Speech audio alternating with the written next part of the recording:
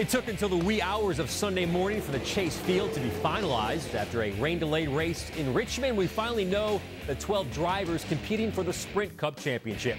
And it took some masterful driving by Jeff Gordon to gain that 12th spot. The same Gordon who was way back in the pack when the race was red flagged after lap 153. He drove to an improbable second-place finish, and coupled with Kyle Busch's 16th place nightmare, Gordon took the last wildcard spots by a paltry 3 points. Gordon had to race so hard he actually felt like he was already in a playoff position. I felt like I won the race or a championship. I was so excited, and this team was so fired up. And after accomplishing this, it really gives us that confidence that anything is possible over these next 10 races. And that wasn't easy to do. Now, Gordon will not be alone in the chase. All 4 of Rick Hendrick drivers made the field as Casey Kane took the second wildcard spot. Jimmy Johnson and Dale Earnhardt Jr. had already clinched spots before going into Richmond. Jr. says it is a testament to the commitment of everyone at Hendrick Motorsports to have all 4 guys in. It means a lot to have everybody in for the whole company. I think the company worked real hard in the off-season to give us more speed. And so to have all 4 cars in is a great way to sort of repay that effort. And the company done a great job just all year, in the off-season especially. We were a much better company this year. Really happy for our organization. It's over 550 employees at Hendrick Motorsports. Worked awfully hard to put these 4 race cars on the track. So I know there's a lot of proud employees at home right now, and hopefully we can get one of the 4 cars a championship. If you were to pick a favorite out of the field, Denny Hamlin has to be at the top of the list. Despite having engine issues early in the season, Hamlin has had one of the most dominant cars on the track, having won 4 races. Add to that, his crew chief, Darian Grubb, helped Tony Stewart to a championship last year. Not only does Hamlin like how the 11 car is running, he likes the way his car performed on the upcoming Chase tracks. The last few mile-and-a-half racetracks, I think we haven't finished worse than 3rd. And I know that's the kind of the heart and meat of the Chase. So I think that we've got our big track program tuned in, and our stuff's running good. And obviously we're on a different level this year than what we were last year. Now, you cannot count out the smoke show either.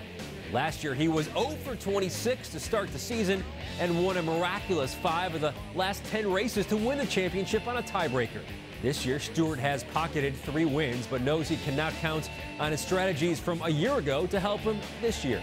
If you try to do what you did last year, everybody's going to have caught up and surpassed it. So, we definitely got to keep pushing forward and try to figure out what the equation is going to be for this year, not last year. You just never know how the chase is going to play out. Last year we had Stewart winning half the races, and in years past we've had, consistency winning. So you just go and get through the first couple weeks and see where it all plays out. But yeah, it's going to be competitive for sure. And then there's Michael Waltrip Racing. MWR was the first full-time 3-car team to field Toyota Camrys when Toyota entered in 2007, and now they have 2 of the 3 cars in this year's Chase. Clint Boyer powered the 15 car in the playoffs behind 2 wins, while Martin Truex Jr. used consistency to get into the field. Both are proud of their accomplishments. Everybody that you've known for your whole career since I've been in NASCAR, since I moved to North Carolina from Kansas, was at RCR. To be able to jump ship and come into a completely new home where you know literally nobody, and then have Toyota and MWR with 2 cars in the Chase is just a dream come true. I mean, we're ahead of schedule. And the game definitely changes. Right now it's 10 races, and for us, we've kind of already overachieved. We're in the Chase, and I feel like we can kind of throw a Hail Mary and go for it. Greg Biffle has already been a champion in the Truck Series and the Nationwide Series, and is a driver that is under the radar.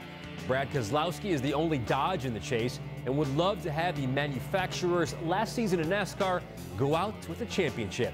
And then there's Matt Kenseth, who is leaving Roush Fenway Racing for Joe Gibbs next year. Certainly you'd like to end the relationship on a strong note if you could.